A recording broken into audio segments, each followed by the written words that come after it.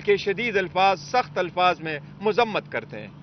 یہ آئین کی خلاف ورزی ہے، یہ قانون کی خلاف ورزی ہے، اسپیشلی ایسے ٹرائل میں اور ایسے جرائم میں جس میں ڈیتھ سینٹنس ہو سکتی ہے۔ 2 مرتبہ اسلام آباد ہائی کورٹ نے اس کو کواش کرتے ہوئے اس کو اسٹرکٹ ڈائریکشن کے ساتھ بھیجا ہے، لیکن جج صاحبان کو اپنی طرف سے کوئی جلدی ہے اس کیس میں، اور جلدی جس بھی تناظر میں ایک مرتبہ پھر ہم عدلیہ سے بصد احترام مخاطبے اور درخواست کر رہے ہیں کہ یہ سب کچھ آپ کے آنکھوں کے سامنے ہو رہا ہے۔ اسلام آباد ہائی کورٹ کے چیف جسٹس سے درخواست ہے کہ آرٹیکل 203 کے مطابق سپریم کورٹ سے درخواست ہے کہ سو موٹو کے ذریعے اس کا تدارک کیا جائے۔ ایسے سیریس کیسز میں آپ the minimum bare minimum standard of the fairness جو ہے وہ اپ ہولڈ رکھے۔ وہ ایک سابق وزیر اعظم ہے، ایک سب سے پاپولر پولیٹیکل پارٹی کا دنیا کا مقبول ترین لیڈر ہے جس کا نام ہے عمران احمد خان صاحب نیازی۔ جو لوگ اس کے نام پہ ٹاکے لا رہے ہیں، جو لوگ ان کو مٹا رہے ہیں، اللہ اپنے رحم کرم کے ساتھ، عوام کے تعاون کے ساتھ اس کو مٹانے نہیں دے گا۔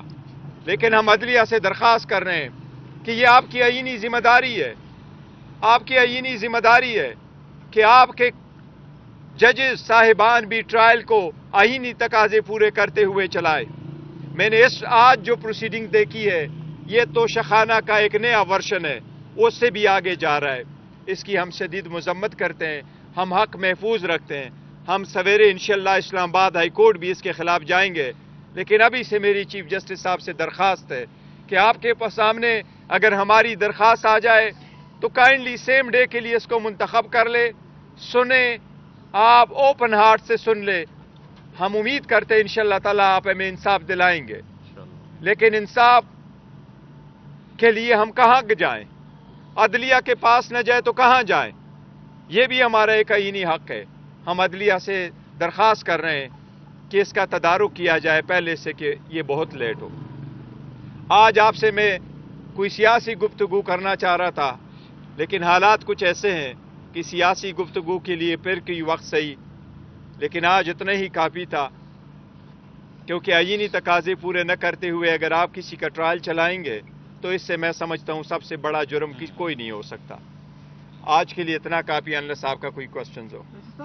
پہلے جو خان صاحب کی طرف سے شاہ محمود قریشی صاحب سے وکلاء صاحبان آئے ہوئے تھے، سکندر ذوالقرنین صاحب بھی موجود تھے، صفدر سلمان صفدر صاحب بھی آئے ہوئے تھے، ان کو جانے نہیں دیا گیا اور ان کا ٹرائل جو چل رہا تھا ان کی کراس ایگزامینیشن کمپلیٹ کر دی گئی۔ یہ جج صاحب کے نوٹس میں لایا گیا تھا، اور اس کے باوجود جج صاحب نے فرمایا کہ چونکہ میں آرڈر کر چکا ہوں کہ اسٹیٹ اپوائنٹڈ کونسل پروسیڈ کرے گا تو اس لیے میں نے ان سے کروایا۔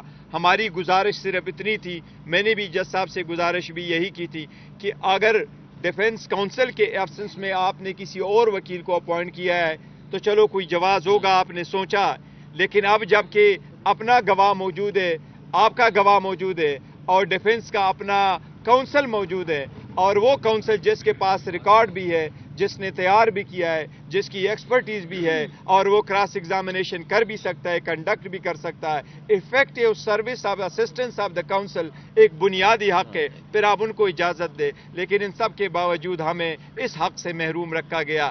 دیکھیں، ایک بات آپ نے اس ٹرائل میں نوٹ کیا ہوا ہوگا، ہم یہ نہیں کہہ رہے کہ کوئی آپ کا کوئی جرم، جو بھی آپ کا جرم ہے، لیکن حق دفاع دینا اور ٹرائل کا پروسیڈ کرنا آئینی تقاضوں سے یہ بنیادی حق ہے جو ہمیں مسلسل ریفیوز ہو رہا ہے۔ آپ سب کا شکریہ۔